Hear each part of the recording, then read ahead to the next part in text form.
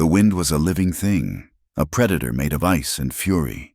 It tore at the mountainside, ripping ancient pines from their roots and scouring the rock clean. Snow fell not in flakes, but in a solid, blinding curtain. A vertical river of white that erased the world. Somewhere inside that chaos was Eli, and he was dying. He was barely a man, just 20 years old, with a jaw that had only recently stopped showing the softness of a boy. Now, that jaw was locked tight against the shivers that threatened to tear his body apart. His horse, a sturdy bay named Patches, was gone. It had slipped on a patch of unseen ice 2 hours ago. Its scream swallowed by the storm as it tumbled into a ravine Eli could not see. He had cried out its name until his throat was raw, but only the wind had answered. Now he was alone, on foot, with nothing but the clothes on his back and a desperate, foolish plan to cross Blacktooth Ridge before the storm bled the life from him. He had been trying to reach the mining camp at Silver Creek, hoping for a winter's wage that would finally give him a stake of his own. The dream of that stake, of a small piece of land he did not have to share, had pushed him onward. Now, it was just a bitter joke.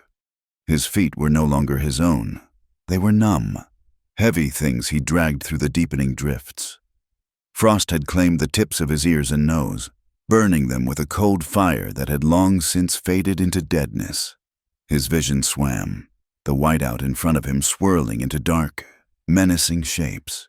He saw his mother's face, her brow furrowed with worry. He saw his brother, Jacob, laughing at him, the sound cruel and sharp. He stumbled, catching himself on the rough bark of a pine. His lungs burned with every shallow breath. He knew the signs. He had seen frozen cattle, their eyes wide and vacant. He had heard stories from old trappers about the sweet, drowsy feeling that came right before the end. It was beginning to whisper to him now, a siren song of rest. "Just lie down," it said, "just for a moment." He fought it. He thought of the small plot of land he had imagined.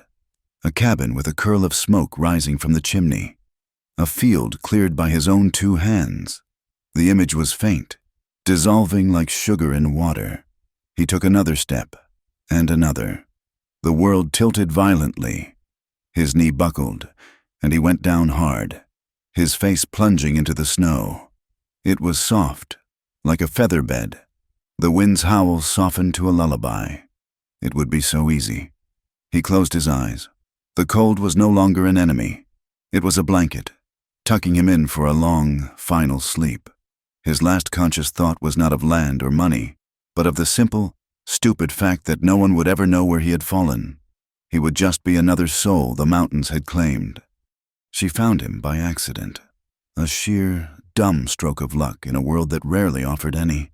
She had been checking the last of her father's snare lines, a task she performed with a grim sense of duty, though they had been empty for a week. She was foraging, but there was nothing to find but frozen roots and bark. She was a creature of the storm herself, bundled in so many layers of worn wool and patched deerskin that she was little more than a walking mound. Fear was her constant companion, a cold knot in her belly that never quite went away. She was not supposed to be out here, not with the bounty hunters her father had sworn were still looking for her. But starvation was a more immediate threat than a distant one. She nearly tripped over him, a dark shape half buried in a drift. Her first instinct was to run. It could be a bear, hibernating poorly, or worse, a man. A man was the most dangerous animal in these mountains. But something made her stop. A gloved hand, fingers splayed, the dark shock of hair, caked with ice. He was young, younger than her, she thought, though it was hard to tell. She knelt, her own breath pluming in the frigid air. She pressed 2 fingers against his neck, fumbling through the collar of his coat. She waited. A faint, thready pulse fluttered against her skin. Thump, thump, thump. Then nothing for a long moment. Then thump again. He was alive, barely. A choice presented itself, stark and terrible. Leave him, and he would be dead by nightfall. help him, and she risked everything: her meager supplies, her hiding place, her own life. She looked at his face, the skin pale and waxy, tinged with a frightening blue around his lips. He looked like a fallen statue, a monument to bad decisions. She had made her share of those, and had paid for every single one. Perhaps that was what decided it. She saw in his stillness a reflection of her own desperate flight. She could not leave him. Getting him to the cabin was the hardest thing she had ever done. He was not a large man, but he was dead weight, his limbs stiff and uncooperative. She was small, wiry, and strong from a life of hard labor, but the effort was immense. She looped her arms under his, planting her feet and pulling, dragging him backward through the snow. Every few feet she had to stop, her lungs screaming for air, her muscles burning. The deserted trapping cabin was less than a quarter-mile away, but it felt like a journey across a continent. It was a miserable little hovel, tucked into a granite overhang, forgotten by the man who had built it a decade before. To her, it had been a sanctuary. Now, she was bringing the world into it. She finally got him through the door, a crude plank affair that scraped against the dirt floor. He collapsed in a heap, and for a terrifying moment, she thought the effort had killed him, but a low groan escaped his lips. She slammed the door against the wind, jamming a piece of wood into the latch to hold it fast. The cabin was plunged into a gray gloom, the only light coming from the cracks in the chinking. It was brutally cold, but at least it was still. She set to work with a frantic, focused energy. She had a few pieces of dry pine left, hoarded like treasure. She used her flint and steel, her fingers clumsy with cold, until a tiny spark caught in the tinder. She blew on it gently, coaxing it, praying to a god she was no longer sure she believed in. A flame flickered, then grew. Soon, a small fire was crackling in the hearth, casting dancing shadows on the rough log walls. She spent the next 2 days keeping him alive. It was a constant, exhausting battle against the cold that had settled deep in his bones. She stripped off his frozen clothes, her face averted, her movements brisk and impersonal. His skin was alarmingly cold to the touch.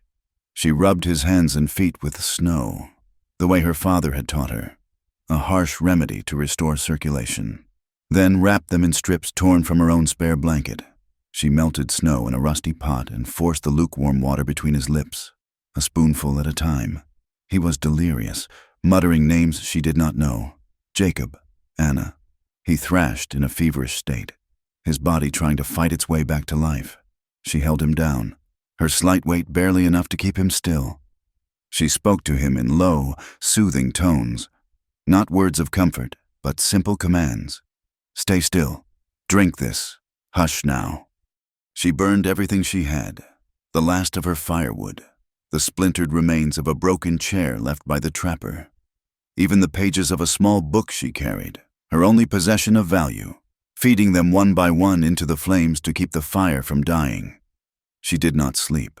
She watched him, listening to the sound of his breathing, a rasping, uncertain rhythm in the quiet cabin, in the flickering firelight. She saw him properly for the first time. His face was thin, all sharp angles and hollows from the ordeal. But it was a good face.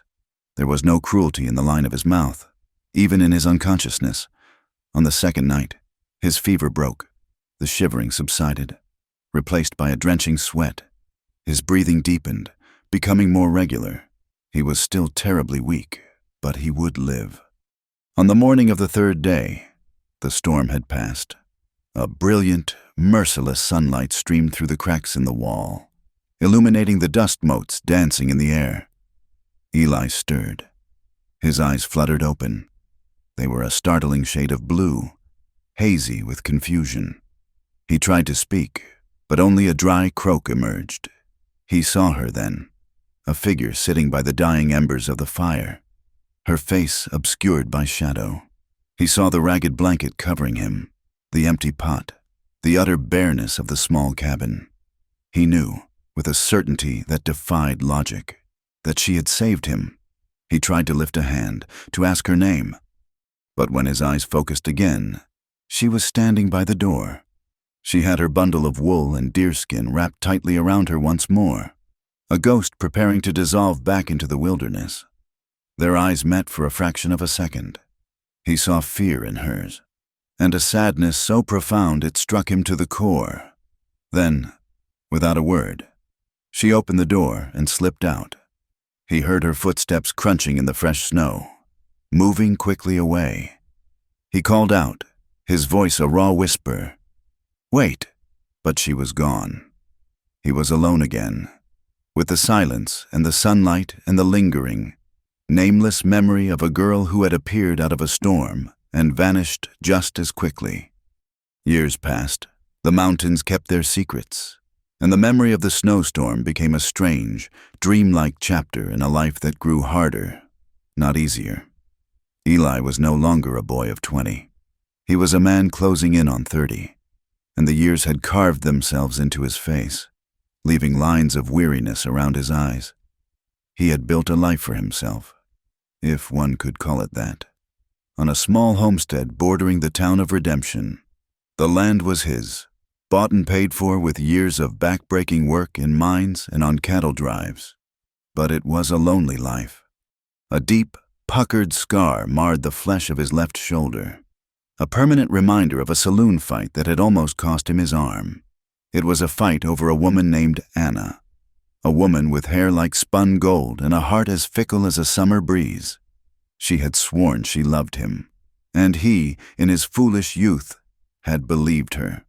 Then his brother, Jacob, had come to town, flashier and smoother-tongued, and Anna's promises had turned to dust. Jacob and Anna had run off together, taking with them what little money Eli had saved. The fight had been with one of Jacob's gambling partners, a man who had laughed and called him a fool for trusting either of them. The man had drawn a pistol. Eli had been faster with his fists, but not fast enough to avoid the bullet. The scar was not just on his skin.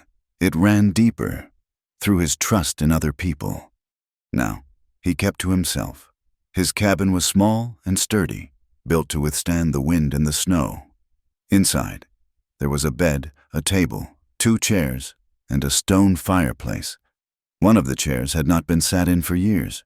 He had a few chickens, a stubborn mule, and a small plot of land where he grew enough to get by. He was a recluse, a ghost who haunted the edge of town. Redemption itself was dying, a slow, lingering death. The silver vein that had given it life had petered out, and folks were drifting away, leaving behind boarded-up shops and hollow-eyed houses. The ones who remained were a hard, suspicious lot, people who had nowhere else to go. They whispered about Eli when he rode in for supplies. They talked about the fight, their stories growing more elaborate with each telling. They said he had killed a man, that he was wanted by the law. They talked about Jacob and Anna, spinning tales of betrayal that made Clara out to be a harlot and Eli a cuckold. He heard the whispers. He saw the sideways glances, the way mothers pulled their children closer when he walked past. He did not care. Or rather, he told himself he did not care. Their opinions were like the dust that coated everything in this town, irritating, unavoidable, but ultimately meaningless. He had learned to live with his own company. The silence of his cabin was preferable to the venom of their gossip. It was on a sweltering afternoon in late summer that the stagecoach arrived, kicking up a cloud of that same dust as it rattled to a stop in front of the town's only hotel, which also served as the post office and general store. Eli was there to buy salt and flour. His transaction with the proprietor, Mr. Gable, as brief and wordless as always. He was turning to leave when the coach door opened. A woman stepped out. She was not beautiful in the way Anna had been. There were no golden curls or dazzling smiles. Her hair was a plain, mousy brown, pulled back in a severe bun. Her dress was gray, functional, and worn from travel. She looked tired, down to her very bones, but she held her chin up with a stubborn sort of dignity. She clutched a worn carpet bag in one hand and looked around the dusty, dilapidated street with an expression that was trying very hard to be hopeful and failing. This was Clara, She had traveled for 2 weeks, crammed into the lurching, suffocating confines of the coach, all for a man she had never met. His name was Silas Croft. His letters, exchanged over 6 months, had been proper and kind. He had a small farm. He had written he was a widower, lonely, and sought a good, honest woman to be his wife and partner. He had enclosed a photograph of a handsome, smiling man with a thick mustache to Clara, who had no family, no prospects, and a secret she guarded like a raw wound. His proposal had been a lifeline. She had spent her last dollar on the ticket to redemption. She walked up to the station master, a portly man chewing on a toothpick. "Excuse me, sir," she said, her voice softer than she intended. "I am looking for Mr. Silas Croft. He was to meet me." The man squinted at her, then spat a stream of tobacco juice into the dust. "Croft? Ain't no Silas Croft in Redemption. There's a Jebediah Croft, but he's a drunkard who lost his farm a year ago, and he sure as hell ain't expectin' a bride." A few onlookers snickered. A woman standing on the porch of the general store shook her head with a look of pity mixed with contempt. Clara's face paled. "But the letters, he said he lived here. He sent a photograph." "Ma'am, a man can say anything he wants in a letter," the station master said, his tone not unkind, but dismissive. "Looks like you've been had." The hope that had sustained her for 1,000 miles collapsed in an instant. The humiliation was a physical blow, stealing the air from her lungs. She was stranded, penniless, and a fool. She had been abandoned at the altar, in front of an entire town. The mockery was quiet but sharp. She heard a man mutter to his friend, "Another one, thinks she can buy a husband through the mail." Clara's life had been a series of rejections. Her parents had died of fever when she was a child. The aunt who took her in had treated her as little more than a servant. A man she had once thought she would marry had courted her for a year, only to cast her aside with cruel words when a doctor confirmed what she had long suspected. She was barren. "I need a wife who can give me sons," he had said, as if she were a piece of faulty livestock, not a barren field. Her womb was a desert, a place where life could not take root. In a world where a woman's worth was measured by her children, she felt worthless. The advertisement for a mail-order bride had been her last, desperate gamble for a place to belong, and she had lost. Eli watched from the shadows of the general store's awning. He saw the woman's shoulders slump, the flicker of hope in her eyes extinguished like a candle in the wind. He saw the smirks on the faces of the townspeople. He recognized her brand of loneliness. It was a mirror to his own. He should have just mounted his mule and ridden away. It was not his problem. He had enough ghosts of his own. He did not need to take on anyone else's. But he did not leave. He thought of that cabin in the mountains, of waking up alone and weak, saved by a kindness he could not repay. He had been at the mercy of a stranger once. This woman was at the mercy of the world. He walked over to her, his boots scuffing in the thick dust. The onlookers quieted. Their curiosity piqued. Clara looked up as his shadow fell over her. She saw a tall man, broad-shouldered, with a face that looked like it had been carved from granite. His eyes were the color of a winter sky, and they held no pity, only a flat, assessing look. The jagged scar on his shoulder was visible where his shirt was open at the collar. He was intimidating, another one of the hard men this land produced. "You need a place for the night," he said. It was not a question. His voice was a low rumble, rough from disuse. Clara stared at him, bewildered. I do not know." "The hotel will charge you more than you have, and Gable will have you out on the street by morning," he continued, his gaze unwavering. "My cabin is warm. The roof does not leak. It's a place to sleep." It was the most ungracious offer she had ever received. There was no kindness in it, no gentle courtesy. It was a practical, stark assessment of her situation. She looked from his hard face to the mocking eyes of the townspeople. They were already judging her, whispering about what kind of woman would arrive alone and speak to a man like Eli. She knew what they would think if she went with him. But what did it matter? They already thought the worst of her. Here was a choice. A night on the street, exposed to God knows what, or a night under the roof of this strange, scarred recluse. "I have no money to pay you," she said, her voice trembling slightly. "I am not asking for any," he replied. He gestured with his head toward the edge of town. "It is this way. Come or do not. It makes no difference to me." He turned and started walking toward his mule without looking back to see if she was following. He fully expected her to refuse, but after a moment's hesitation, she picked up her bag, squared her shoulders, and followed him. The whispers of the town followed them until they were out of earshot. The journey to his homestead was made in silence.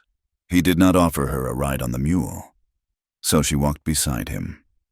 The cabin, when they reached it, was just as he had implicitly described: small, solid, and utterly devoid of comfort or charm. It was a shelter, nothing more.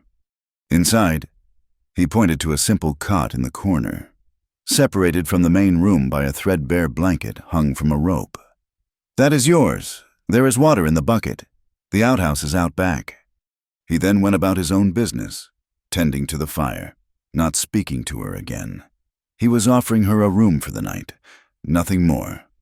He expected her to be gone by morning, another transient problem that had briefly intersected with his solitary life. But when the sun rose the next day, casting long shadows across the dusty floor, Clara was still there. She had not slept, but she had rested. She had nowhere else to go, no one else to turn to. She had come to the end of the line in a place called redemption, and had found none. All she had found was this quiet, broken man and his quiet, broken-down cabin. She did not know what would happen next. She only knew that for the first time in a very long time, she was not running. She was staying, and in the silence of the new morning, Eli looked over at her, saw the grim resolve in her eyes, and for reasons he did not understand himself, he did not tell her to leave. The days that followed settled into a quiet, unpoken arrangement. Clara existed on the periphery of Eli's life, a silent shadow in his small, self-contained world.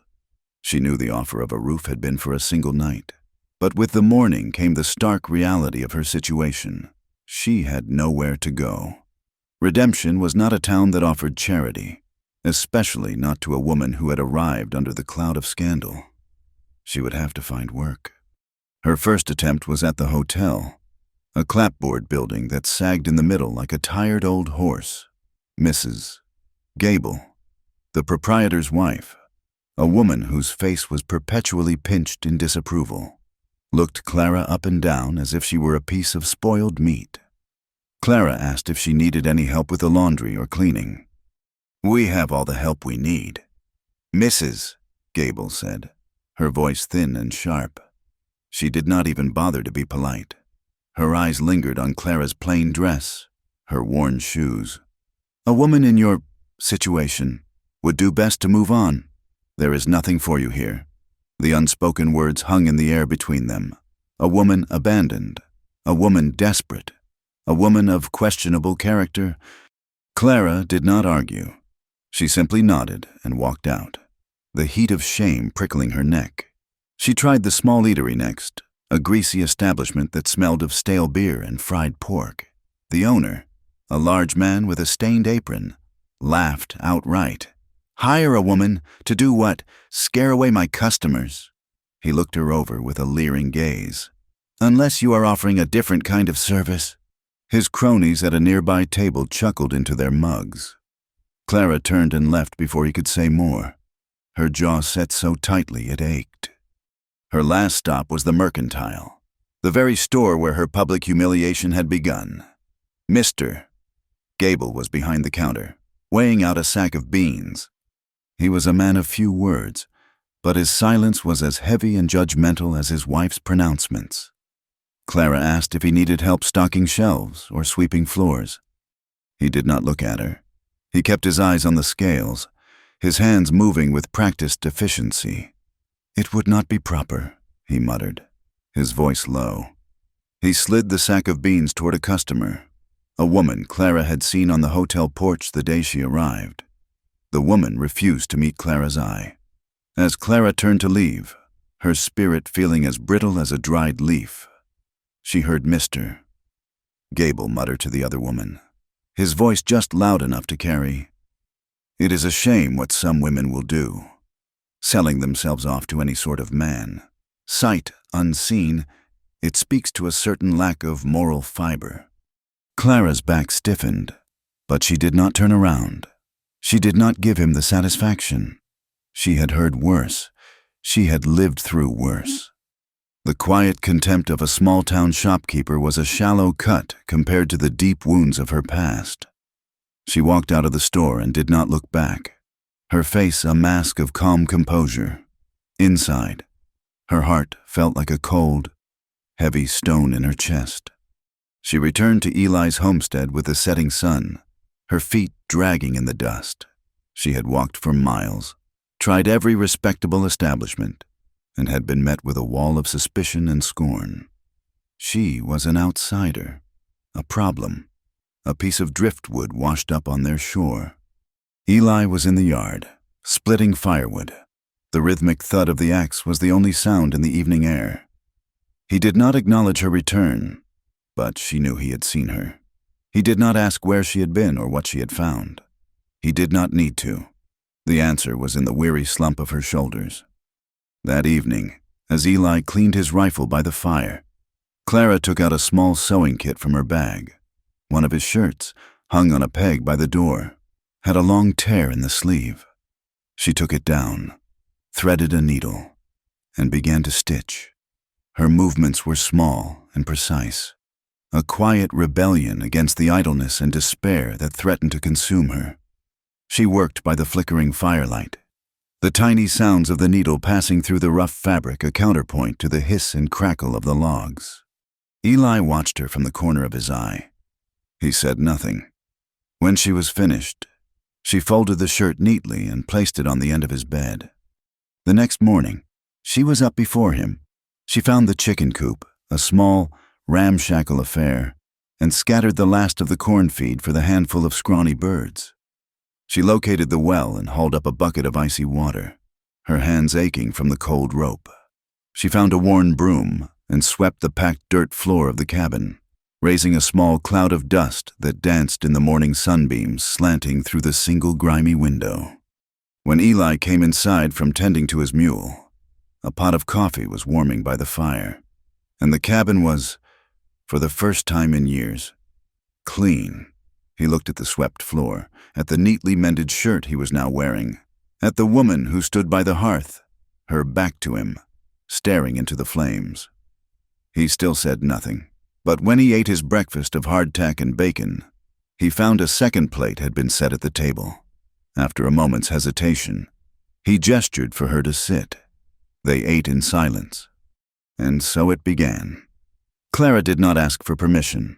She simply began to help. She had a quiet competence, a way of seeing what needed to be done and doing it without fuss. She weeded the small, neglected vegetable patch until her fingers were raw. She scrubbed the cabin's few pots and pans with sand from the creek until they shone. She discovered Eli's neglected stack of mending and worked her way through it, her stitches small and even, reinforcing worn seams and patching holes with a skill born of long practice. Her presence began to change the character of the homestead. It was no longer just a place of grim survival. There were small pockets of order, of care. The chickens, properly fed and watered, began to lay more regularly.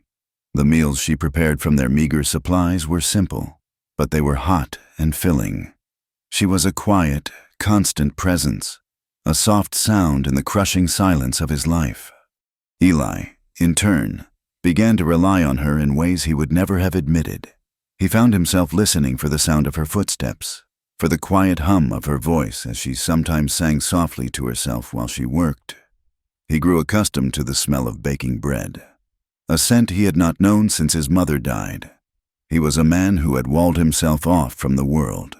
And this woman, this stranger, was slowly, brick by brick, dismantling his defenses without ever seeming to try. It was an unwelcome comfort, and it unsettled him more than the town's gossip ever had. One evening, after a particularly meager supper of boiled potatoes and onions, they sat by the fire, the silence stretching between them. It had been nearly a month since her arrival. Outside, the wind was picking up, a harbinger of the changing seasons. The warmth of the fire felt good against the growing chill. Clara was staring into the flames, her hands clasped tightly in her lap. She had been quiet all day, a deeper, more somber quiet than usual. Eli found himself watching her, the way the firelight played across the planes of her face, highlighting the weariness that seemed etched into her very bones. "My father sold me," she said suddenly, her voice so low he almost did not hear it over the wind. She did not look at him. She kept her gaze fixed on the fire, as if the story were written in the embers. He had a debt for cattle. The man he owed had a son who needed a wife. I was part of the payment. Eli remained still, his hands resting on his knees. He did not prompt her. He just listened. "They were not kind people," she continued, her voice flat, devoid of self-pity. "They expected a son within the year. It was my duty, my purpose." She took a shaky breath. "But the seasons came and went. My belly remained empty. The wife, she began to call me cursed. She said I had a devil in me, that I was a barren field." The phrase hung in the air, ugly and sharp. Eli thought of his own small patch of land, how he fought to bring life from it. To be called barren was the worst kind of condemnation in this part of the world. Her son, my husband. He began to believe her. His disappointment turned to anger. He would show his displeasure. She touched her arm absently, a fleeting, unconscious gesture that spoke of old bruises and hidden pain. After 3 years, they brought in a doctor. He examined me. He said it was true, that I would never bear a child, that I was incomplete. She finally turned to look at him, her eyes glistening in the firelight. The carefully constructed mask of composure had cracked, and for the first time he saw the raw, gaping wound of her grief. The man I was to marry before that, the one who abandoned me for it, he was the first to tell me I was worthless. But this family, they made me believe it. My last chance at having a family of my own, a place to belong, was gone. There was nothing left for me there but shame and beatings. So one night, I ran. I took what little I had and I just ran. The letters from Silas Croft, they were my last hope. Her voice broke on the last word, and she looked away, ashamed of her tears. Eli sat in the silence that followed, the weight of her confession settling over him. He knew about loss. He had lost his land, his woman, his brother. He had lost his faith in the goodness of people. But this was a different kind of loss. It was a fundamental emptiness, a denial of the one thing a woman was supposed to be.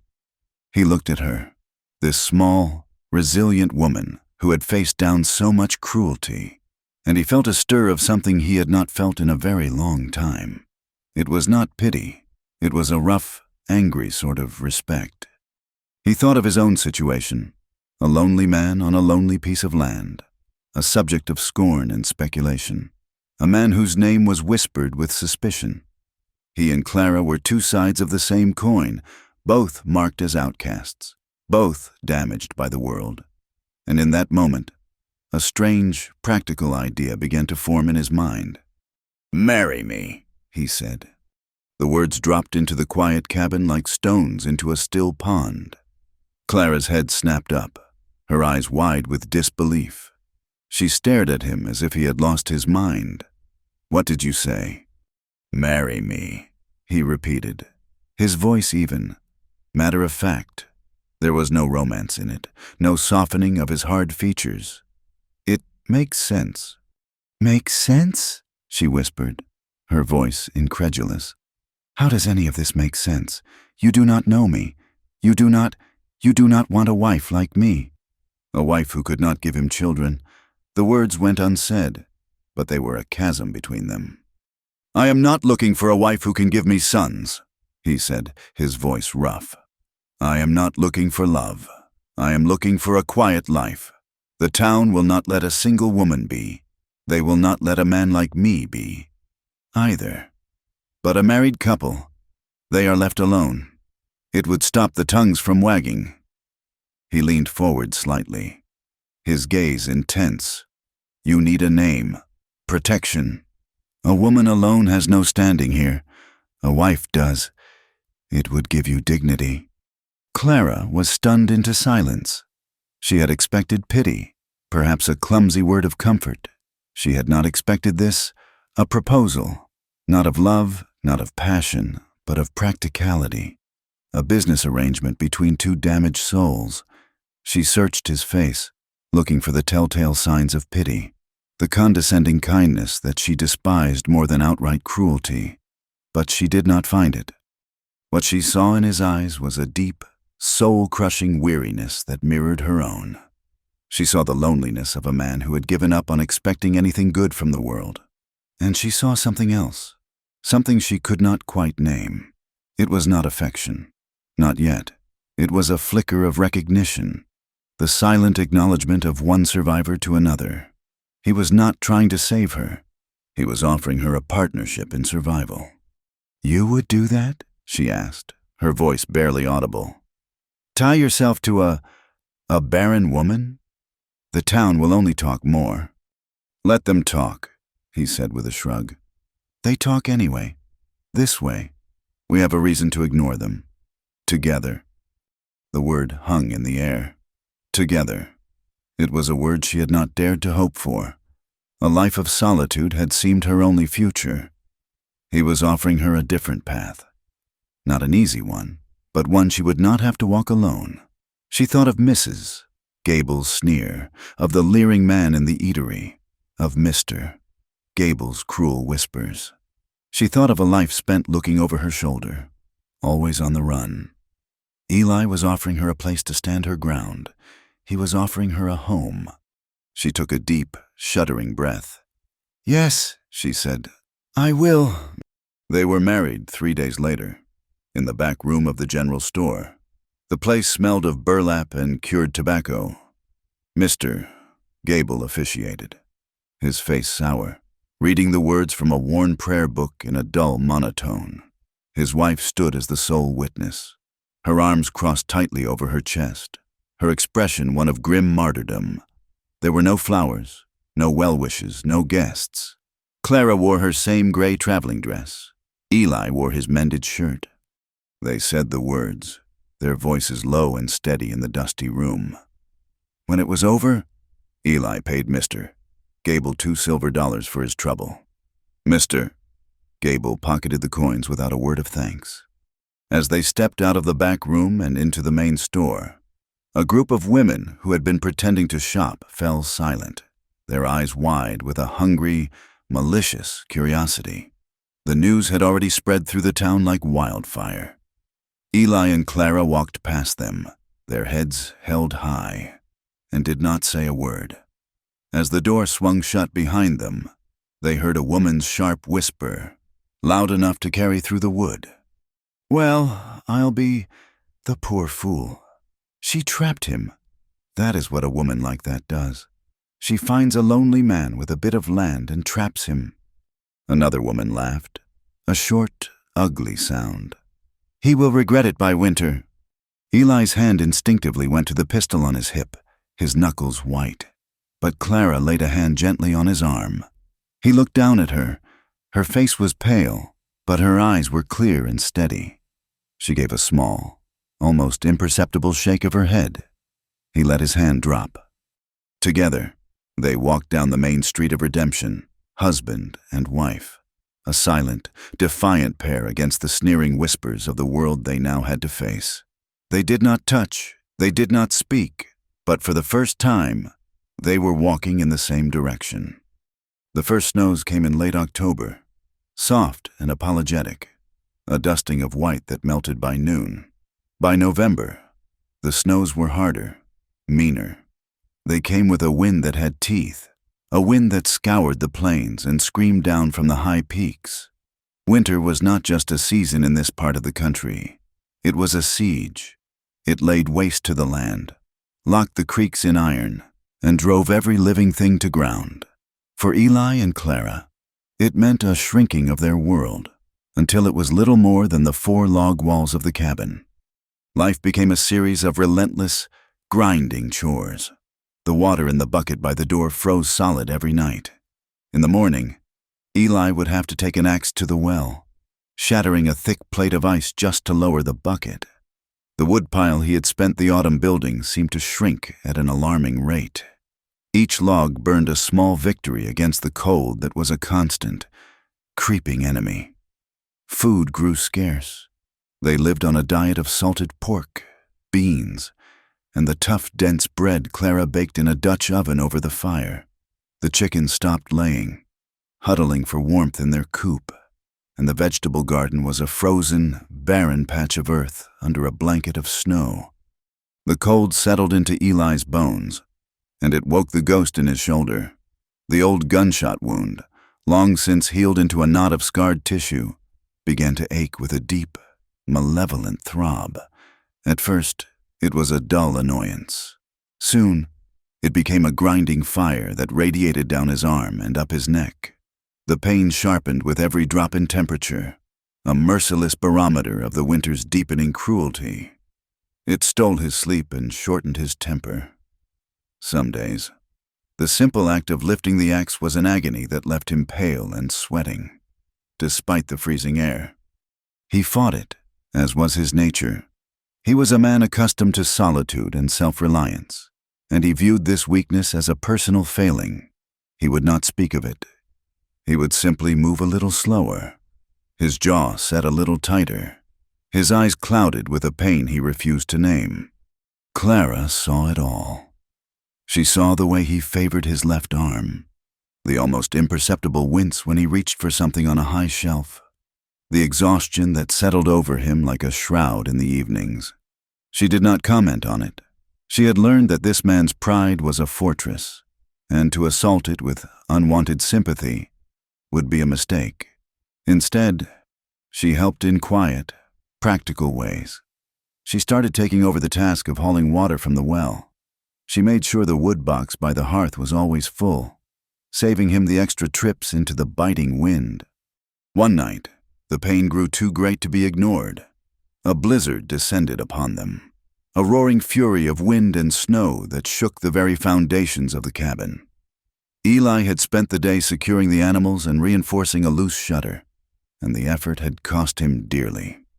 As he sat at the small table, trying to force down a bowl of thin stew, a spasm of pain shot through his shoulders so intense it stole his breath. The spoon clattered from his numb fingers. He closed his eyes, his face a mask of sweat and pallor in the firelight. Clara was on her feet in an instant. "Eli," she said, her voice soft but firm. "It is nothing," he gritted out, his eyes still shut. "It is not nothing," she countered, her tone leaving no room for argument. "You need to rest. Let me help you." His first instinct was to refuse, to push her away and retreat into his own stony silence. But the pain was a ravenous beast, and it had chewed through his defenses.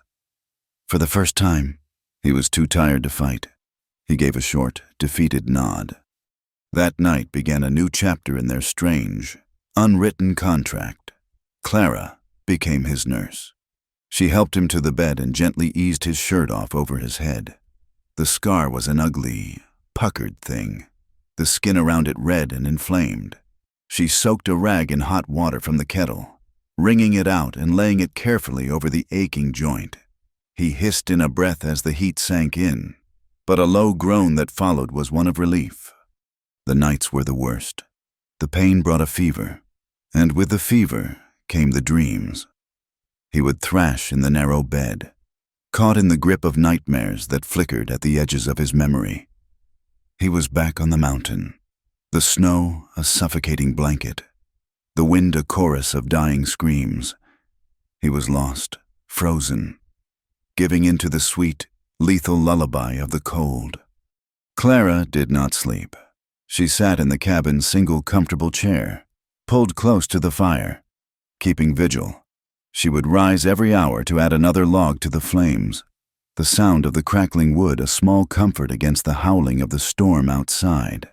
She would check on Eli, placing a cool, damp cloth on his forehead, forcing a few sips of willow bark tea between his chapped lips. In these long, quiet hours, with the world reduced to the flickering light of the fire and the sound of the blizzard, she would sometimes sing to herself. They were old songs, tunes her mother had sung to her as a child, fragments of melody that rose and fell in a soft, humming murmur. She sang of lost loves and distant shores, of seasons changing and babies sleeping. She did not sing for him. She sang for herself, to keep the fear and the loneliness at bay, to fill the crushing silence. One night, as she hummed a simple, haunting lullaby, Eli grew still in his fevered sleep. His thrashing stopped. He turned his head toward the sound, a flicker of something other than pain in his expression. The melody seemed to pull at him, a half-forgotten thread from a distant past, to his fevered mind. Her voice was not her voice. It was the voice of the storm, the voice of a dream, a sound he had heard before in another time of darkness and cold. It was achingly, maddeningly familiar. His dreams began to change. They were still of the snow, but they were no longer just about dying. There was a presence in them now, a figure, shapeless and indistinct, bundled in wool. He felt hands on him, small but surprisingly strong, rubbing life back into his frozen limbs. He saw a face, but it was always blurred, obscured by frost and the shifting, unreliable light of a dying fire. He could not see her eyes, could not make out the line of her mouth, but he knew, with the unshakable certainty of a dream, that she was real. He would wake with a gasp, his heart pounding, the memory of her touch so vivid it felt like she had just left the room. He would look over at Clara, dozing in her chair by the fire, and a profound confusion would wash over him. A few days into the blizzard, their supply of firewood in the cabin ran low. Clara knew there was a small, dry stack of kindling stored in the loft, a cramped space under the eaves where Eli kept old tools and discarded gear. She pulled over a crate, climbed up, and pushed aside the rough plank that served as a door. The air in the loft was frigid and smelled of dust and dried pine needles.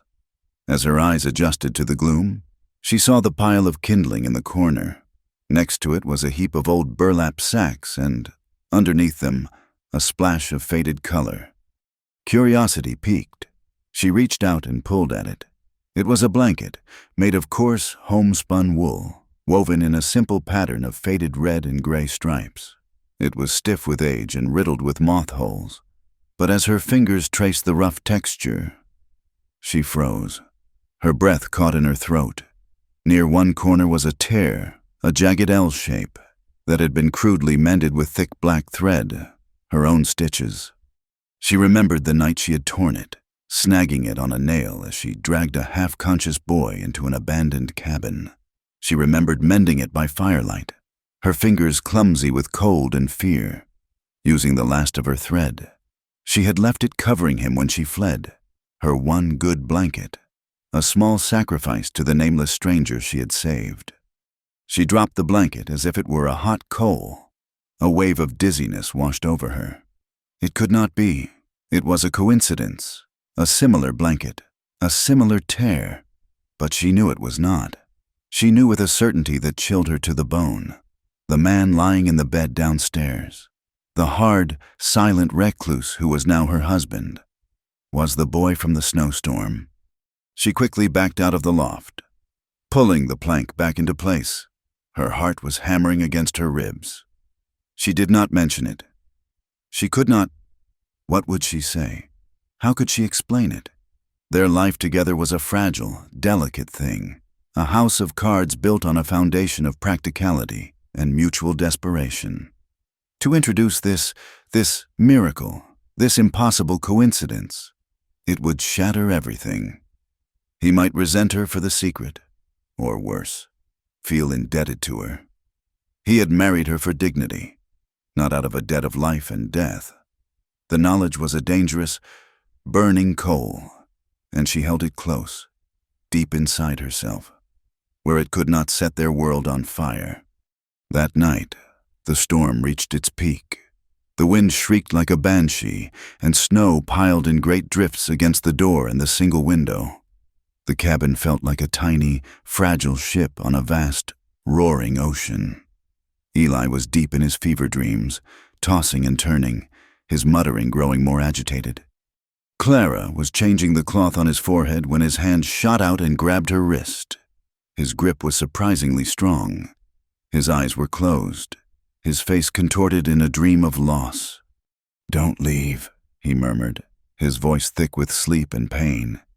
"Please, don't leave me again." Clara stiffened, her whole body going rigid. The words pierced her. He was not speaking to her.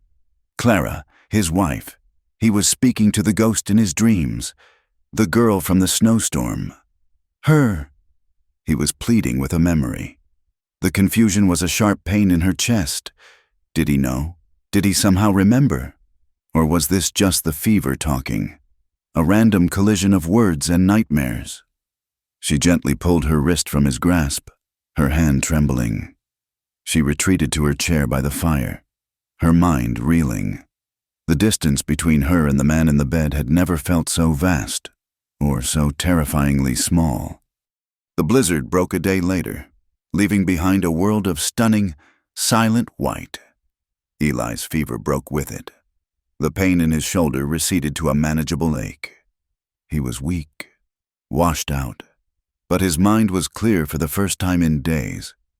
He watched Clara as she moved about the cabin, her movements economical and graceful.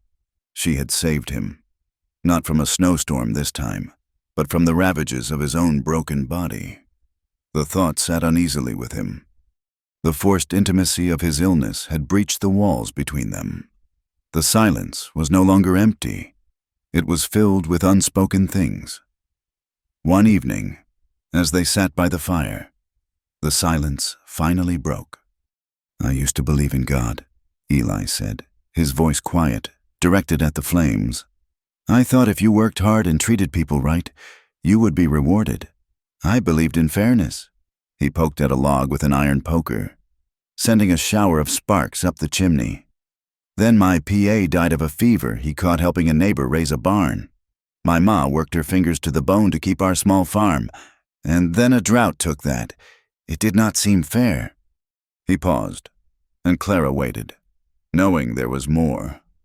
"But I still had my brother, Jacob, and I had Anna. I was saving to buy a piece of land for us. I trusted them. I loved them." The words sounded rusty, as if they had not been used in years. "Jacob. He always had an easy charm. Things came to him. Anna, she was beautiful. I thought that was enough." He gave a short, bitter laugh. "They ran off together. Took every cent I had. I heard later they lost it all on a riverboat. The last I knew, she was working in a saloon in St. Louis." He looked up from the fire, and his eyes met hers. "I have not believed in fairness since. I have not believed in much of anything." The confession lay between them, stark and painful.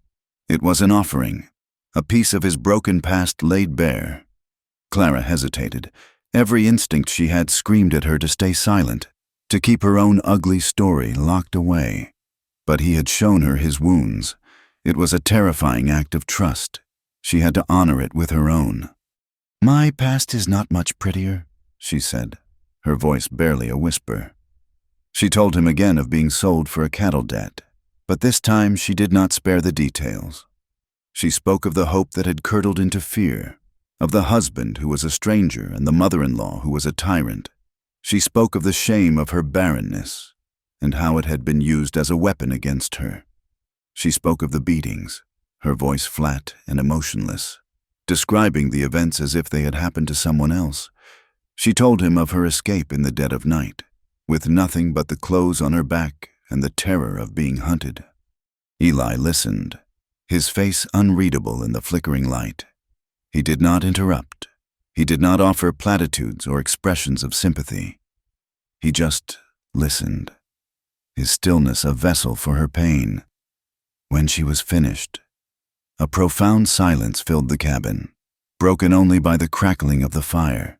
She felt exposed, raw, certain that he would now see her as she saw herself, damaged goods, a thing to be pitied or despised. He was quiet for a long time. Then he looked at her, and the hardness in his eyes was gone. In its place was a deep, aching sorrow. But it was not for her. It was for the cruelty of the world that had marked them both. Something in his gaze seemed to crack, to break open. "You survived," he said, his voice thick with a strange emotion. It was not what she had expected, not "I am sorry" or "that is terrible." It was just those two words. You survived. It was not a statement of pity. It was a statement of fact, of acknowledgement, of respect. He saw not her shame, but her strength. In his eyes, she was not a victim. She was a survivor. A single tear traced a path through the grime on her cheek. It was the first tear she had shed for herself in years. Later that night, as the embers of the fire glowed in the darkness, she lay on her cot, separated from him by the thin blanket. But the wall between them had crumbled. She heard him stir, and then the soft sound of his footsteps on the dirt floor. He stopped beside her cot. She did not open her eyes, but she could feel his presence, a warmth in the cold air. She felt a gentle touch on her cheek, his calloused fingers brushing away the tear track. It was a touch devoid of demand, full of a hesitant tenderness that made her heart ache. She opened her eyes. He was kneeling beside her, his face a landscape of shadows and sorrow. Slowly, she reached out and took his hand, his fingers curled around hers. They did not speak. There were no words for what was passing between them. It was not passion, not the hot, hungry desire he had once felt for Anna. It was something quieter, deeper. It was the desperate, unspoken need of two lonely souls who had found an anchor in a storm. It was warmth against the cold. It was the simple, profound comfort of not being alone in the dark, without shame, without question. She moved over, making a space for him on the narrow cot, and he lay down beside her, their hands still clasped between them. The tyranny of the cold began to break in inches, not miles. Spring did not arrive in redemption with a triumphant burst of birdsong and blossoms. It came reluctantly, fighting a bitter, rearguard action against the winter. The sun held a thin, watery warmth for a few hours in the middle of the day. The relentless wind lost some of its edge. The world filled with the sound of dripping water as icicles wept from the eaves of the cabin, and the snowpack on the mountains began its slow, grudging retreat. The air smelled of damp earth and rot, the scent of a world waking from a long, troubled sleep. This slow thawing was mirrored in the life Eli and Clara had built. The rigid silence that had once defined their existence had softened. They spoke more, not in long conversations, but in the small, shared observations that formed the bedrock of a life lived together. A comment on the weather, a question about the dwindling flour supply. They moved around each other with a new, quiet familiarity, a physical ease that had been born in the dark, fevered nights of the blizzard. They still slept on separate cots. The blanket hung between them, but the space it divided no longer felt like a chasm. It was simply a space. The fragile peace was shattered by the arrival of a boy on a sway-backed pony. He was no older than 12, the son of the town blacksmith, and he looked at Eli with the wide, fearful eyes of someone who had been raised on cautionary tales. He reined in his pony a respectful distance from the cabin, as if afraid to get too close. "Mr. Eli?" he called out, his voice thin in the vast landscape. Eli, who had been repairing a fence post, straightened up slowly, his hand resting on the handle of his axe. Clara came to the doorway of the cabin, wiping her hands on her apron. her face a mask of neutral curiosity. "What is it, boy?"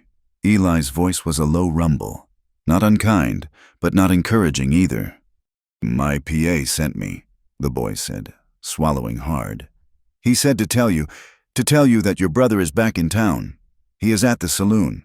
He has been asking questions about you and about—" The boy's gaze flickered toward Clara for a fraction of a second, then back to the ground. "About your wife." A cold stillness settled over Eli. The name Jacob was a key that unlocked a room in his heart he had kept bolted for years, a room filled with the ghosts of betrayal and rage. Clara saw the change in him instantly. The warmth of the spring morning seemed to recede, and the hard, winter version of her husband returned. His face became a granite mask, his eyes flat and dangerous. He said nothing to the boy. He simply turned, walked to the barn, and began to saddle his mule. Clara followed him. "Eli," she began, but she did not know what to say. "Stay here," he said, his voice clipped. He did not look at her. He cinched the saddle with a series of sharp, angry tugs. "Bar the door. Do not open it for anyone." He swung himself onto the mule's back and rode toward town without a backward glance. A solitary, rigid figure moving through the muddy, thawing landscape. Clara watched him go until he was a small speck against the distant, snow-capped mountains. Then she went inside and slid the heavy wooden bar across the door, the sound echoing in the sudden, heavy silence of the cabin. Redemption was stirring from its winter hibernation. The main street was a river of mud, rutted and deep from the first wagon traffic of the season. Men stood in knots outside the saloon and the general store, their talk lazy and speculative. When Eli rode into town, the conversations faltered. Men who had known him for years suddenly found reason to study the sky or the mud on their boots. His arrival was an event, a disruption to the town's sluggish pulse. He was a man who came to town for supplies, not for trouble, but the look on his face promised trouble. He dismounted in front of the saloon, the swing doors sighing shut behind him as he entered. The air inside was thick with the smell of stale beer, unwashed bodies, and cheap tobacco. A few men were playing cards at a corner table, at the bar. Holding court with a small group of loafers and drifters was Jacob. He looked much the same. Though the years had not been kind, his charm had grown greasy, his good looks softened and blurred by drink. His clothes were flashy but frayed at the cuffs. He was laughing, a loud, braying sound that had always grated on Eli's nerves. He had a half-empty bottle of whiskey in front of him and was telling a story, his gestures wide and theatrical. "And so I tell him, a man has to know a good horse when he sees one, and a good woman when he feels one," Jacob was saying, and his audience of sycophants chuckled appreciatively. He caught sight of Eli then, standing just inside the door. The laughter died in his throat. A flicker of something, fear, perhaps, or just surprise, crossed his face, but he covered it quickly with a wide, false smile. "Well, well," Jacob said, his voice booming with forced bonhomie. "Look what the thaw dragged in. My big brother. Come to have a drink with me. Eli, for old time's sake?" Eli did not move. He did not speak. His eyes, cold as a frozen creek, were locked on his brother. Jacob's smile faltered. He took a swig from the bottle, his bravado returning. "What is the matter? Brother, cat got your tongue, or are you still sore about Anna? A woman like that needs a man who can keep her, not a dirt-scrabbling farmer." The other men at the bar shifted uncomfortably, sensing the air growing thick and heavy. Eli took a slow step forward. "No, that cannot be it," Jacob continued, his voice growing louder, more desperate. "I know what it is. You are angry because I came back. You are angry because I have been asking about your new wife." He leaned forward, his voice dropping to a conspiratorial, venomous whisper that carried through the suddenly silent saloon. "I have been telling these good people all about her. Clara, a pretty name. I knew a Clara down in New Orleans. She worked at the finest little cat house in the French Quarter. A real artist. That one. Tell me, brother, does your Clara have the same talents? Eli stopped. He stood less than 3 feet from his brother. He did not look at the other men's shocked faces. He did not look at the bartender who was slowly reaching for a club beneath the bar. He looked only at Jacob. He did not speak. He did not need to. The rage he felt was a pure, cold thing, too deep for words. The movement was fluid, economical, and brutally fast. He shifted his weight, and his right fist shot out, connecting with Jacob's jaw. The sound was a sickening, wet crack, a sound of bone and cartilage giving way. Jacob's head snapped back, his eyes rolling up. He crumpled to the floor in a boneless heap, a string of blood and spittle leaking from his mouth. He was unconscious before he hit the filthy floorboards. Eli stood over him for a moment, his fist still clenched, his chest rising and falling with a single, deep breath. Then, without a word, he turned and walked out of the saloon, leaving a stunned silence in his wake. Clara could not stay in the cabin. The silence was a living thing, pressing in on her, suffocating her with what-ifs and worst-case scenarios. She needed to do something, anything. She decided to walk into town. It was a foolish impulse, and she knew it. Eli had told her to stay put, but she could not bear the waiting. She told herself she needed thread from the mercantile, a flimsy excuse that did little to quiet the anxiety churning in her stomach. She was in the general store, her hands trembling as she tried to examine a spool of cotton. When she heard them, it was Mrs. Gable and 2 other women, huddled near the pickle barrel, their voices a low, conspiratorial buzz. They did not see her standing in the dim light at the back of the store. "Did you hear?" Mrs. Gable was saying, her voice alight with malicious glee. "Eli's brother is back, and the stories he is telling. It seems Mr. Eli's mail-order bride is not as pure as the driven snow." "I knew it," another woman chimed in, her voice triumphant. "I said it from the start. A woman who answers an advertisement like that, she is not the respectable sort." "What did he say she was?" "A whore," Mrs. Gable whispered, savoring the word. "From a brothel down south. He said the whole town is laughing at poor Eli." The third woman gave a short, sharp laugh, a sound as cruel as a whip. "Poor Eli? I say he is a soft fool, and the whore finally found one, a man with a bit of land and no sense. She trapped him, just like I said she would." Clara stood frozen, the spool of thread clutched in her hand. The words were arrows, each one finding its mark in her deepest insecurities. They were not just talking about a stranger. They were talking about her. And they were using the ugliest word a woman could be called. She felt the blood drain from her face. The air in the store grew thick and unbreathable. She placed the spool back on the shelf with a shaking hand and slipped out the door before they could see her, her heart a cold, hammering drum against her ribs. She did not go back to the cabin. She went to the barn. It was her sanctuary, a place that smelled of hay and earth and honest work. She stumbled into the dim, dusty light and collapsed onto a pile of straw in an empty stall. And there, for the first time since she was a little girl, she broke down. It was not a quiet, dignified weeping. It was a storm of grief, a series of silent, violent shudders that racked her entire body. All the years of being called worthless, barren, and now, whore, came crashing down on her. She had built a wall around herself, a fortress of quiet endurance, but the town's laughter, the town's contempt, had finally breached it.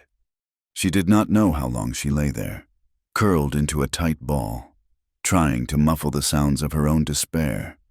She heard the barn door creak open and felt a shift in the light. She did not look up. She knew it was him. Eli stood in the doorway, his large frame silhouetted against the bright spring day. He saw her huddled in the straw, and the last of the cold rage he had carried back from town dissolved, replaced by a deep, unfamiliar ache. He walked over and stood beside her, his shadow falling over her. He did not speak. He did not touch her. He just stood there, his presence a silent, solid anchor. Finally, her sobs subsided into ragged, hitching breaths. She slowly sat up, pushing the hay from her hair.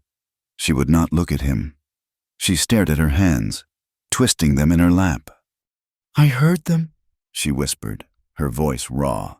"In the store. The women. They were laughing."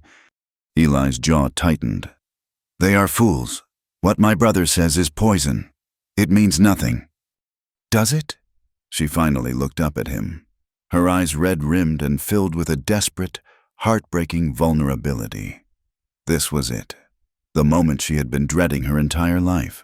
The moment when the man she was tied to would finally see the ugly truth of her, or at least the ugly truth the world had assigned to her. "Eli," she said, her voice trembling, "would you still want me if it were true? If I had done everything they say I have done?" The question hung in the air between them, fragile and momentous. He could have denied it. He could have said, "I know you are not that kind of woman." He could have offered her 100 easy reassurances. He did none of those things. He looked into her desperate eyes, and he saw not a whore or a mail-order bride, but a fellow survivor. He thought of the man he had almost become, the man who had been consumed by bitterness and hate. He thought of the fight in the saloon years ago, the rage that had almost cost him everything. He thought of the coldness in his own heart. "Clara," he said, his voice a low, rough rasp. "I have done worse." The words were a balm, more healing than any denial could have been. He was not placing her on a pedestal. He was not judging her. He was stepping down into the dirt with her. He was saying that their pasts, whatever they held, did not matter as much as their present. He was saying that they were equals in their brokenness. A profound sense of relief washed over her, so intense it was almost painful. She did not cry again. She simply nodded, a deep, shuddering acknowledgement of the grace he had just offered her. In the days that followed, something shifted between them. The fragile peace they had known before was replaced by something stronger, something that had been tested and had held. As the last of the snow melted and the ground softened, they began to work on the garden together. It was a patch of earth that had been neglected for years, choked with weeds and rocks. They worked side by side, from sunup to sundown. Eli would break the hard soil with a spade, his movements powerful and rhythmic. Clara would follow behind him, her hands in the dirt, pulling out rocks and the stubborn roots of weeds. It was hard, honest work. They spoke little, but there was a comfortable rhythm to their shared labor. They were a team, two people working toward a common goal, bringing life from the barren ground. One afternoon, as Eli heaved a particularly large rock out of a furrow, he lost his balance and stumbled backward, landing in a heap in the soft mud. Clara looked over, and a smile touched her lips. He looked up at her, his face splattered with dirt, and a low chuckle rumbled in his chest. And then, for the first time, Clara laughed. It was not a polite, restrained sound. It was a real, genuine laugh, clear and bright as a spring morning. The sound startled them both. Eli's chuckle deepened into a laugh of his own, and for a moment, they were not two damaged strangers, but a man and a woman sharing a simple, joyful moment in the sun. As he worked, Eli found himself watching her. He watched the way she moved, the quiet competence of her hands. He listened to the sound of her humming, the same sad, familiar melodies she had sung during his fever. And the pieces of a puzzle he had not even known he was solving began to click into place. The girl in his dreams, the one with the blurred face and the gentle hands, the voice in the storm, the woman who had nursed him through the blizzard with a skill that felt practiced. He began to suspect, with a certainty that was both terrifying and wondrous, that she was the same girl from the snowstorm all those years ago. But he said nothing. Their newfound peace was a delicate, fledgling thing. It was a garden just beginning to sprout. He was afraid that the weight of a truth that large, the weight of a life debt, would crush it before it had a chance to grow. So he kept his suspicion to himself, a secret he held alongside hers. One evening in late spring, a freak storm blew in, a ghost of winter come back to haunt them. It did not last long, but for a few hours, the world was once again a swirl of white. When it was over, a thin, pristine blanket of snow covered the dark, thawing earth. The air was cold and clean. Clara stepped outside the cabin, drawn by the strange, silent beauty of it. The moon was high and bright, and the snow glittered as if it were made of diamonds. She wrapped her arms around herself, the cold air sharp in her lungs. She felt a sense of peace, a feeling that had been alien to her for so long. She did not hear Eli come to the doorway behind her. He stood in the shadows, watching her as she looked out at the transformed world. He thought of that other snow, that other night of impossible survival. And in the quiet of the night, a name escaped his lips, a whisper meant only for himself, a name he had given to a memory, to a ghost. Snow Girl.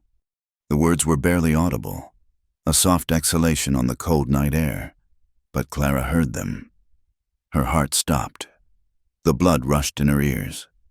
She stood perfectly still, her back to him, the glittering snow blurring before her eyes. He knew. He might not have all the pieces, he might not understand how, but he knew. The secret was no longer hers alone to carry, and in the silent, snowy night, she knew that everything was about to change. The world seemed to hold its breath. The whisper hung in the frigid air between them, a thing more real than the moonlight, more solid than the snow-covered ground. Snow Girl. It was a name from a dream, a name he had given to a memory he could not fully grasp. Clara did not turn. For a long moment, she could not move, could not breathe. It was as if his words had turned her to ice. He knew. The secret she had guarded for a decade, the story that was the very bedrock of her hidden self, was no longer hers alone. Slowly, as if moving through deep water, she turned to face him. He still stood in the doorway of the cabin, his face half in shadow, half illuminated by the stark, white light reflecting off the snow.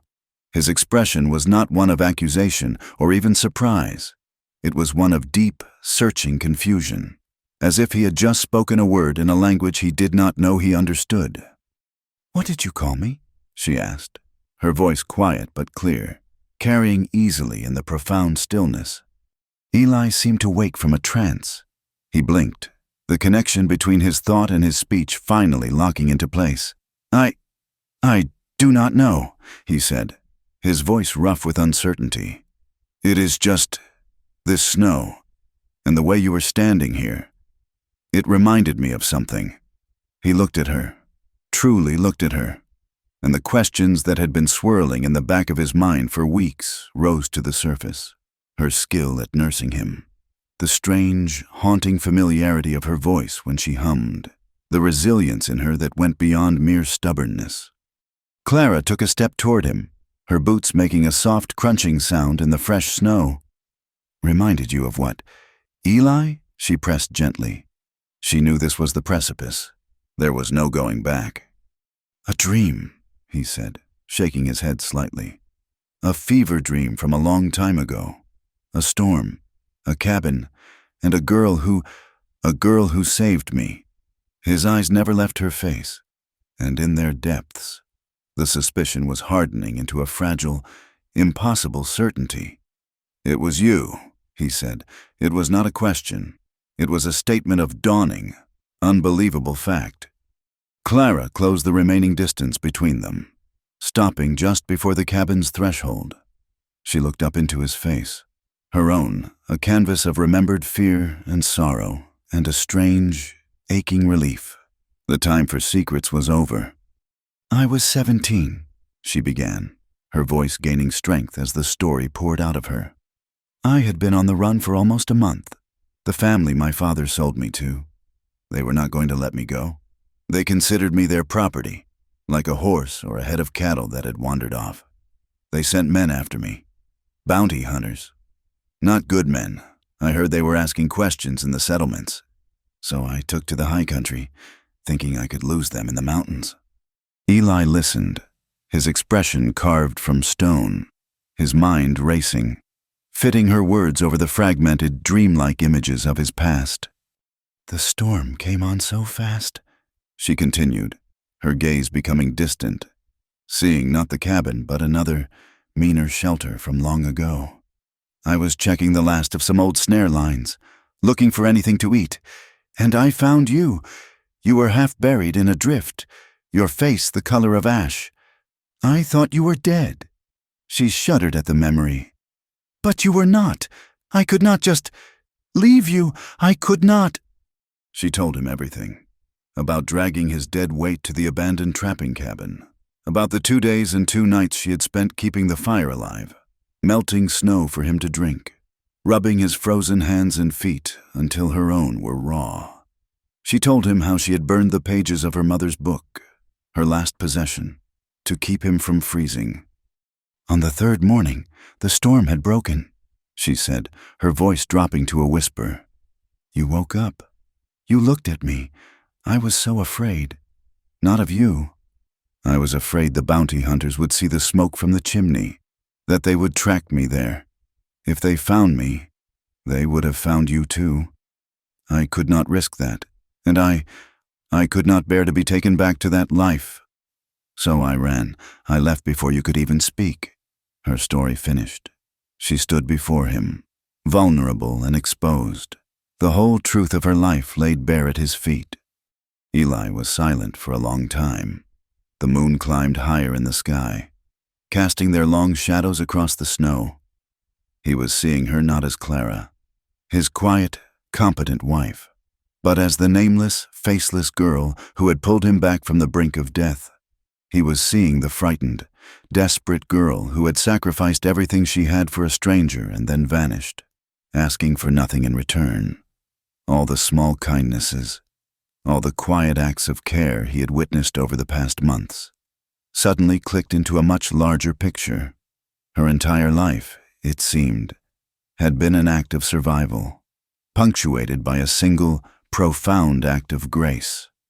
When he finally spoke, his voice was thick with an emotion she could not name. It was awe. It was gratitude. It was a deep, soul-shaking recognition of the impossible path that had brought them to this moment. "You saved me," he said, the words simple, yet holding the weight of a decade. "You saved my life before I even knew your name." He reached out and took her hand. His calloused fingers wrapped around hers, a warm, solid presence in the cold night.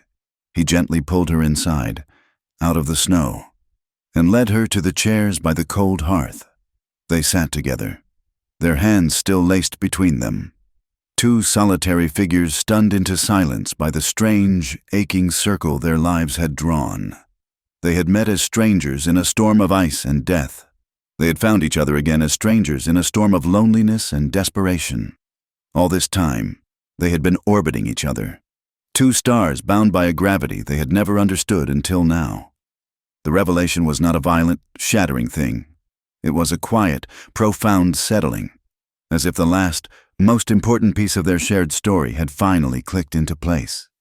In the days that followed, the new knowledge settled over the cabin like a warm, protective blanket. A new tenderness grew between them, shy and uncertain at first, then gaining confidence. The physical space that had separated their cots vanished. They now shared his narrow bed, finding a simple, profound comfort in the warmth of another body beside them in the dark. The ghosts of Anna and Jacob, of cruel families and broken promises, began to recede, their power to wound diminished by this new, more powerful truth.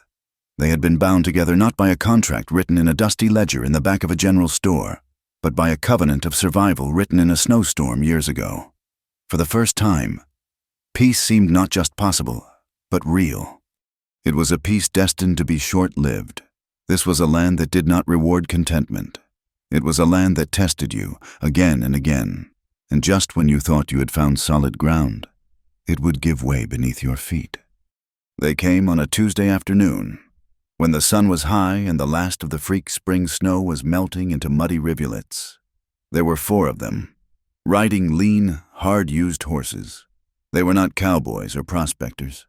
They had the hungry, watchful eyes of wolves, men who lived on the margins, taking what they could from those weaker than themselves. They had been watching the homestead for weeks, noting the isolation, the lack of neighbors, the fact that it was occupied by a single man and a woman. They saw not a home, but an opportunity. Eli was in the barn, sharpening an axe blade. When he heard the horses, he stepped out into the bright sunlight, his hand instinctively moving to the pistol holstered on his hip. Clara came to the door of the cabin, a shadow of fear passing over her face. The 4 men reined in their horses in a loose semicircle, effectively blocking any chance of retreat. The man in the lead, a large, bearded fellow with a stained deerskin jacket and cruel, smiling eyes, dismounted. "That is a fine-looking mule you got there," the man said, his voice a lazy drawl. He nodded toward Eli's mule, tethered near the barn.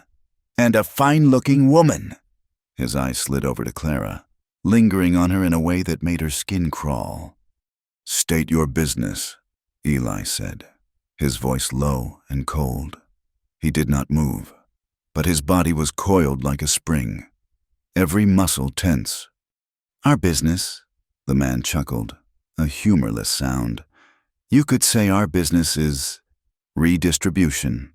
You seem to have a nice, cozy setup here.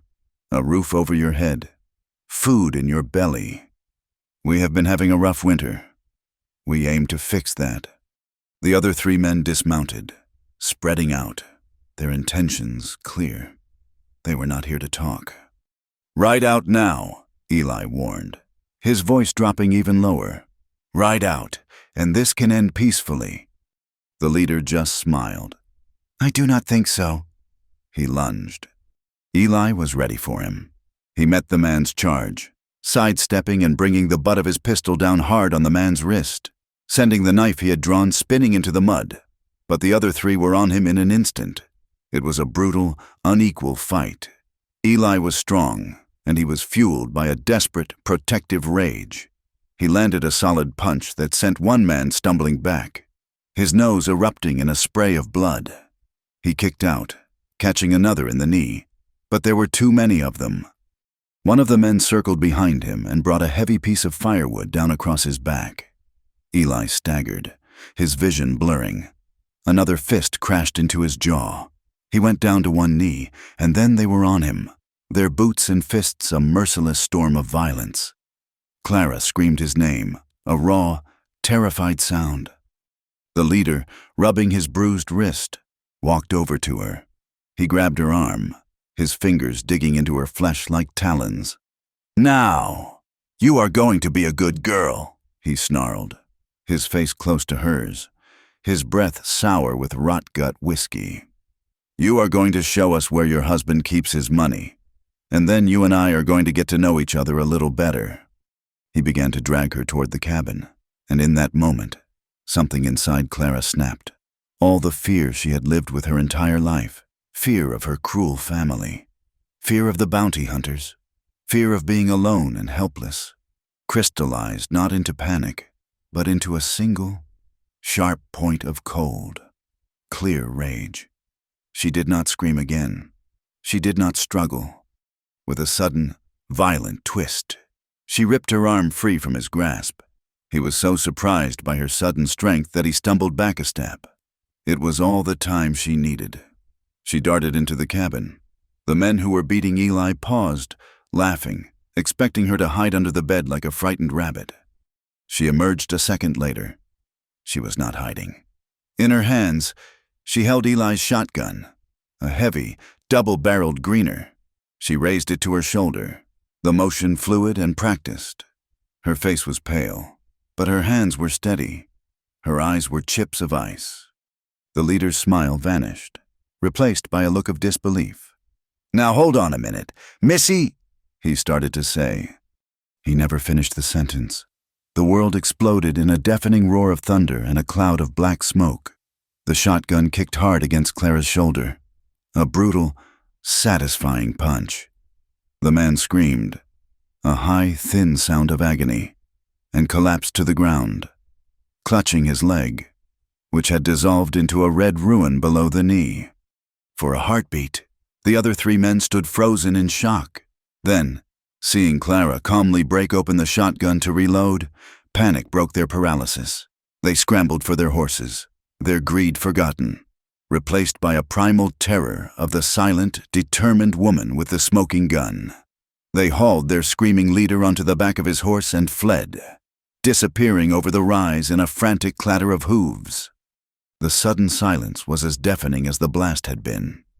Clara let the shotgun fall to her side, her body trembling with the aftermath of adrenaline. She ran to Eli. He was a broken heap in the mud, trying to push himself up, his face a swollen mask of blood and bruises. He collapsed back, a low groan of agony escaping his lips. His shirt was soaked with blood, a dark, spreading stain that was coming not from a new injury, but from an old one. In the struggle, his scarred shoulder had taken a vicious kick, and the force of the blow had split the old wound wide open. Just then, the sky, which had been a brilliant blue only moments before, began to grow dark. The temperature plummeted.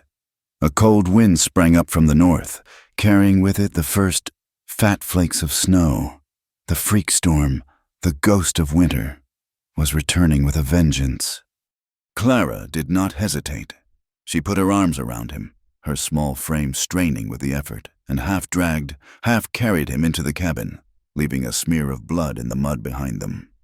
She barred the door, shutting out the rising howl of the wind and the increasingly thick curtain of snow. She was alone, trapped by a blizzard, with a badly injured man. It was a scene she had lived through once before. She worked with a frantic, focused energy, just as she had a decade ago. She cut away the bloody fabric of his shirt. The wound was a deep, ugly gash, bleeding sluggishly. She washed it as best she could with whiskey and hot water, her touch gentle but firm. She packed it with clean rags and bound it tightly, praying it would be enough. For 3 days, the storm raged. For 3 days. Clara fought to keep him alive. She kept the fire roaring, melting snow for water, forcing spoonfuls of thin broth between his lips. He was delirious, lost in a fevered wasteland somewhere between the past and the present. He mumbled names. Jacob. Anna, his mother. He thrashed in the bed, his body burning with fever, and through it all, Clara stayed by his side, a constant, vigilant presence. She held him down when he thrashed. She cooled his forehead with damp cloths. She spoke to him in low, soothing tones, anchoring him to the world. She did not sleep. On the 3rd night, the storm was at its worst, the wind screaming around the corners of the cabin like a hungry beast. Eli grew still. He opened his eyes, but they were not focused. They were looking through her, at a memory. He reached out a trembling hand and touched her face, his fingers tracing the line of her jaw. A faint, heartbreakingly gentle smile touched his swollen lips. In his delirium, the years had collapsed. He was a boy of 20 again, lying in a forgotten cabin, being cared for by a nameless angel who had appeared out of a storm.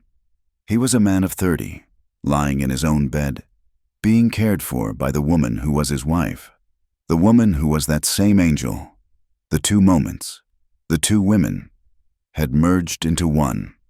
He spoke, his voice a dry, feverish whisper, the words pulled from the deepest part of his soul, a question that was both a memory and a prayer. "Will you be my wife?" Tears she had not even known she was holding back began to stream down Clara's face. They were not tears of sorrow. They were tears of love, of fear, of the impossible, aching beauty of the circle that had finally closed. She leaned down and kissed his forehead, her tears falling onto his skin. "I already am," she wept. "I already am." The great thaw came not as a gentle guest, but as a conquering army. It broke the iron grip of the ice on the creek with a sound like cannon fire. sending torrents of churning, muddy water down from the mountains. The sun, a stranger for so long, returned with a fierce, brilliant warmth, and the land, sodden and brown, began to breathe again.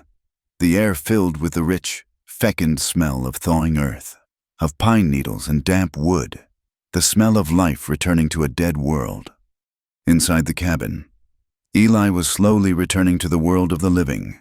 The fever was gone, leaving him as weak as a newborn kitten, his body a map of aches and deep, bone-weary exhaustion. The wound in his shoulder was a constant, sullen throb, but it was a clean pain now. The fire of infection banked and dying. He would sit for hours in the chair by the open door, watching the world reawaken, feeling the unfamiliar warmth of the sun on his face. Clara moved around him with a quiet, tireless grace. She was no longer just his nurse or his wife. She was his anchor. She changed his bandages, her touch gentle and sure. She cooked for him, coaxing him to eat the thin, nourishing broth she made from the last of their salted meat and the first of the spring's wild onions. She did not fuss over him or coddle him. Her care was as practical and profound as the changing seasons. A steady, life-giving force he had come to depend on as much as the air he breathed. The first visitor from town was the blacksmith, a burly, decent man named Peterson. He rode out a week after the storm had passed, his face a mixture of concern and a kind of nervous awe. He brought with him a sack of flour and a haunch of venison, offerings of peace from a town that was beginning to feel a collective sense of shame.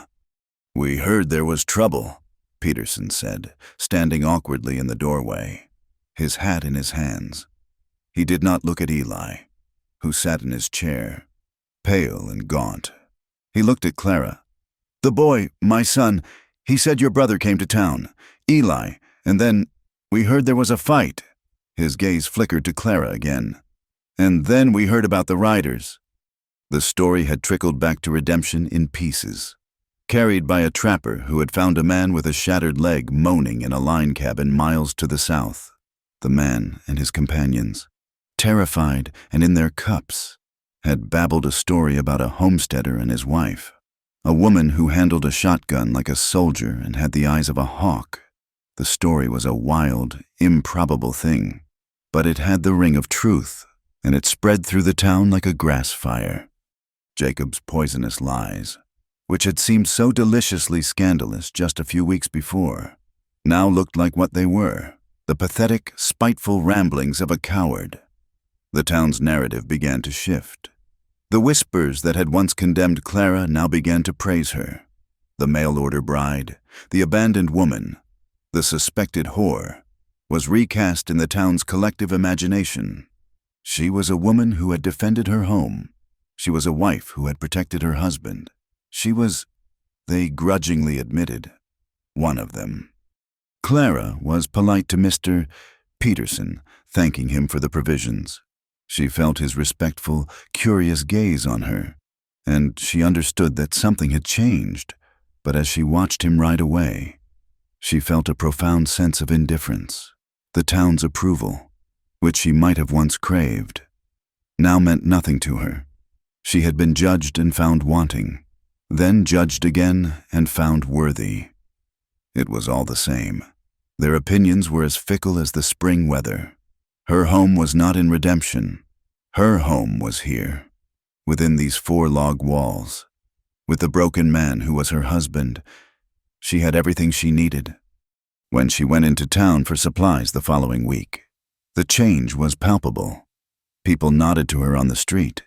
Men tipped their hats. In the general store, Mrs. Gable, who had once looked at her with such undisguised contempt, practically scurried to serve her, her face a mask of pinched, fearful respect. "Is there anything else I can get for you, Mrs. Eli?" she asked, her voice several notes higher than usual. "No, thank you, Mrs. Gable. This will be all," Clara replied, her tone even and cool. She paid for her goods and left, feeling the weight of every eye in the store on her back. But for the first time, it was not the weight of scorn. It was the weight of myth, and it was a burden she had no interest in carrying. Eli's recovery was a slow, arduous journey. The pain in his shoulder remained, a sullen companion that would likely never leave him entirely. It was a physical reminder of all the violence and betrayal that had shaped him. But the deeper wound, the one that had festered in his soul for years, was finally beginning to heal. The loneliness was lifting. It lifted in the quiet moments, in the shared, unspoken understanding that now flowed between them. He would watch her as she worked in the garden they had started, her hands in the rich, dark earth, and a feeling of profound peace would settle over him. He found himself talking to her, not just about the necessities of their life, but about other things. He told her about his father, a quiet man who had taught him how to read the clouds and the tracks of animals. He told her about his mother, how her hands had always smelled of flower and rosemary. He spoke of the boy he had been, before the world had hardened him. And in the telling, he felt that boy begin to stir within him again. One afternoon in late May, when the world was lush and green and alive with the buzz of insects and the song of birds, they walked together to the edge of the woods that bordered their property. The air was warm and sweet with the scent of pine and wild blossoms. For the first time, he reached out and took her hand. His was large and calloused, hers small and strong, their fingers interlaced. A simple, natural gesture that felt more binding than any words spoken in the back of a dusty store. They walked in comfortable silence for a while, following a faint deer trail that wound through the tall pines. The sunlight slanted down through the canopy, dappling the forest floor in shifting patterns of light and shadow. "I remember more now," Eli said, his voice a low murmur, "from that first time, in the mountains." Clara looked at him, her heart giving a small, hopeful leap. "It is not just a dream anymore," he continued, his gaze fixed on the path ahead. "It is in pieces, like looking through a broken window, but some of the pieces are clear." He stopped and turned to face her. His eyes, the color of a winter sky, were filled with a new warmth. "I remember the smell of wood smoke on your clothes. I remember the feel of the blanket you covered me with. It was rough. Like this." He gently rubbed the back of her hand with his thumb. He took a step closer, and his other hand came up to cup her face, his touch so gentle she barely felt it. "And I remember your breath on my cheek when you leaned in to give me water. It was warm. In all that cold, it was the only warm thing in the world." He looked at her, and in his eyes she saw the boy of 20, lost and dying, and the man of 30, lost and found. "And I remember your hands," he whispered, his voice thick with emotion. "I remember your hands in my hair. I did not know whose they were, but I knew they were kind." Tears welled in Clara's eyes, blurring his face. All those years, she had thought of her act as a desperate, anonymous thing, a moment of reckless pity for a stranger. She never knew that any part of it had pierced his delirium, that her small comforts had registered in his dying mind. To know that he had felt her kindness, that it had been a source of warmth in his final hours, was a gift more precious than any she could have imagined. She raised her hand and gently touched the puckered, ugly scar on his shoulder, the one that mirrored the deeper scar on his heart. It was a landscape of old pain, of bullets and betrayals. She leaned in, and with a tenderness that was a prayer, she kissed it. She was not just kissing his wound, she was kissing his past, his pain, his brokenness. She was accepting all of it, all of him. He closed his eyes, a shudder passing through him. When he opened them again, his love for her was a raw, open thing, a force of nature that had finally broken free. "You saved me twice, Clara," he said, his voice rough with unshed tears. "Once from the snow, and once from myself. Maybe I can save you next." He was not offering to be her protector. He was offering to be her partner. He was saying that her survival was as important as his own, that her happiness was his purpose. He was offering her a future, not as a repayment for a debt, but as a promise between equals. And in that moment, under the dappled light of the forest, their strange, practical marriage was finally consecrated, not by law or necessity, but by love. Life settled into a new rhythm, one of quiet joy and shared purpose. The garden thrived under their combined care, promising a harvest that would see them through the next winter. They worked from sunrise to sunset, two people in perfect, unspoken harmony, building a life from the ground up. The laughter that had made its first tentative appearance on the day Eli fell in the mud became a more frequent guest, a warm, welcome sound in the small cabin. One morning in early summer, they woke to a strange sound. It was a thin, reedy cry, almost like a hungry kitten. Eli took his rifle and went to the door, Clara close behind him. On their doorstep sat a large wicker basket, and inside the basket, wrapped in a clean but threadbare blanket, was a baby. The child was tiny, its face red and wrinkled, its small fists clenched. Pinned to the blanket was a folded piece of paper. Clara's hands trembled slightly as she opened it. The note was written in a shaky, spidery hand. Her name is Sarah. Her father died in the mine collapse last fall. I am going to the Lord. I have the lung fever and my time is short. I have watched you. You are good people. Please give her a life. Please. Clara recognized the handwriting. It belonged to the widow Jensen, a poor, frail woman who lived in a shanty at the edge of town, a woman known for her persistent cough and her fierce pride. Clara looked from the note to the baby. The child had stopped crying and was now looking up at her with wide, dark, unblinking eyes. All her life, the fact of her barrenness had been her deepest shame, a mark of her incompleteness, the source of her most profound grief. She had believed she was a field where nothing could grow. Slowly, she knelt and reached into the basket. She lifted the baby, her movements sure and steady. The child was impossibly light, a warm, fragile weight in her arms. She held the baby close to her chest, her hand stroking the soft fuzz of dark hair on its head, and she felt not the old, familiar ache of emptiness, but a new, fierce, protective surge of love so powerful it took her breath away. Her hands did not tremble. Eli came to stand beside her, looking down at the small bundle in her arms. He looked at Clara's face, at the wonder and the fierce tenderness that had transformed her features, and he knew. He saw not a burden, but a blessing. He saw not an orphan, but a daughter. He saw the final, missing piece of their family. He placed his hand on her shoulder, his touch a solid, reassuring presence. She looked up at him, her eyes shining with unshed tears, a silent question in their depths. Can we do this? Can we be enough for her?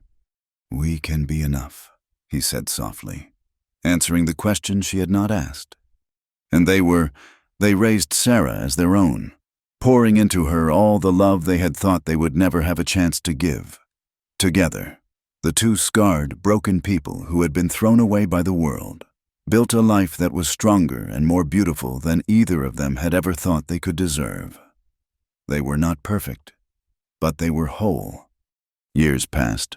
The homestead thrived. Sarah grew from a baby into a bright, laughing little girl with her mother's steady eyes and her father's quiet strength. The cabin, once a shelter of lonely survival, became a home, filled with warmth and light. And when the snow fell again, as it always did, it was no longer an enemy. It was just the turning of the seasons. One evening, years later, Eli and Clara stood at the window, their arms wrapped around each other, watching the soft, silent flakes drift down, blanketing the world in a pristine, peaceful white. Inside, Sarah slept soundly in her small bed by the fire, her chest rising and falling in a gentle rhythm. The snow was no longer a symbol of death and desperation. It was a reminder. It was the memory of the cold, dark night when fate, in its strange and mysterious way, had first brought them together and set them on the long, Hard Road Home. Thank you for listening to our story around the campfire. We would love for you to comment with where you are listening from, so we can all connect. Please subscribe to the Wild West Campfire channel and share your thoughts in English.